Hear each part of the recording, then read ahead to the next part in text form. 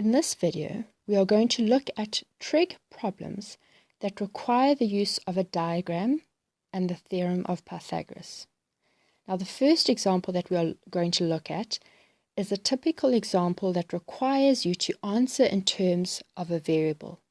Now, your calculator is not going to be able to give you an answer in terms of a variable, and that is why you need a diagram. So if we look at this first example, it says, if cos 32 degrees equals h, determine the following in terms of h. Now, you need to draw a diagram, and by that I mean a triangle, and fill in as much information as you can. So we are going to draw a right angle triangle. Okay, and then we are told if cos 32 degrees equals h. Okay, now cos 32 degrees equals h. Cos, we know, is equal to adjacent over hypotenuse. So we need the h as a fraction. So I'm going to write it as h over 1. So if I have a 32 degree angle, I know that the side adjacent to that is h and the hypotenuse is 1. Now I can use angle sum and triangle and the theorem of Pythagoras to fill in the rest of this triangle. So using angle sum and triangle, I can find the third angle to be 58 degrees. And my third side, I'm going to use the theorem of Pythagoras.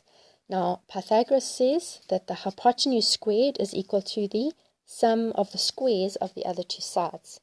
Now, since it's one of the sides that's missing, I'm going to take the square of the hypotenuse, which is 1 squared, which is 1, and subtract the square of the other side. Now this would give me the third side squared, but I don't want it squared, so I'm going to square root it. Okay, so that is our third side, and you're welcome to give names to the vertices of your triangle and show the full working of how you use Pythagoras there in order to make no mistake. Okay, right, but now I have everything in the triangle that was missing, and I'm going to use this and the given information to answer the question. So, for number 1, we have to calculate the value of cos 148 degrees in terms of h. So that means h will be in my answer. Okay, now, cos of 148.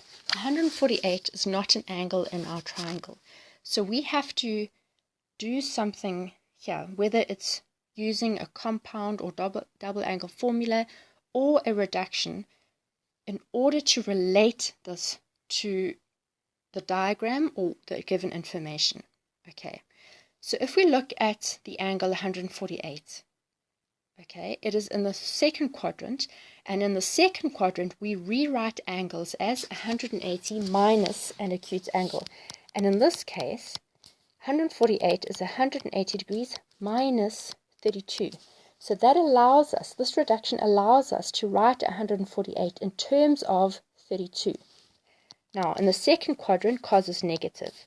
So this reduces to negative cos 32 degrees. And since cos 32 is equal to h, the value here is negative h. Okay, so for this one, we used a reduction to relate the given angle to an angle that we had information about, so the h value. Okay, so if we look at number 2, we have sine 212 degrees.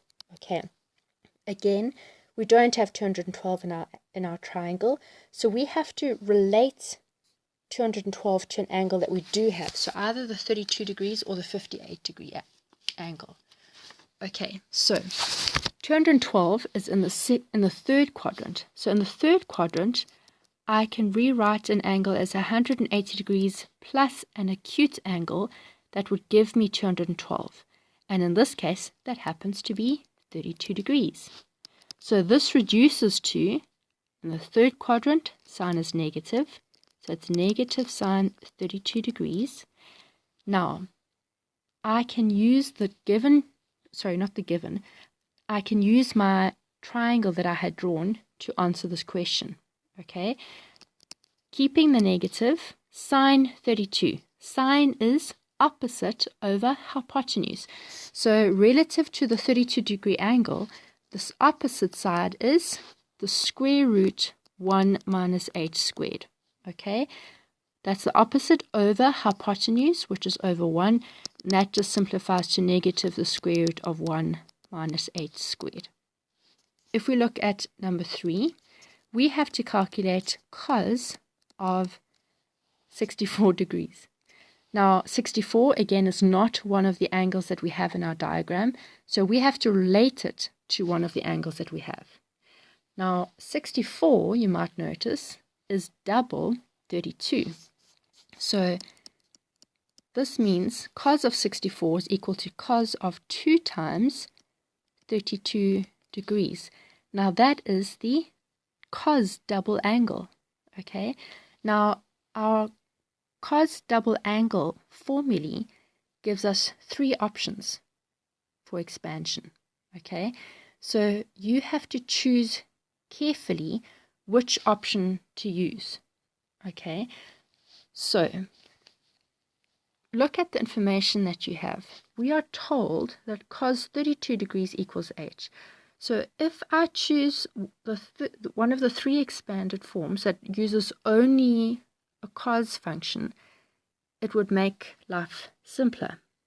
So the cos double angle, I'm going to use the expanded form that uses only a cos function. So that will expand to 2 cos the angle, which is 32 degrees. This will be all squared minus 1. Okay, so that comes from one of the expansion options of the cos double angle formulae. Okay, but now we have all that we need. Cos 32 degrees is the same as cos 32 degrees all squared. Okay, minus 1. Now cos 32 degrees, we were told right in the beginning, is equal to h. So I can substitute. So instead of cos 32 degrees, I'm going to have h squared minus 1. And that is your answer in terms of h.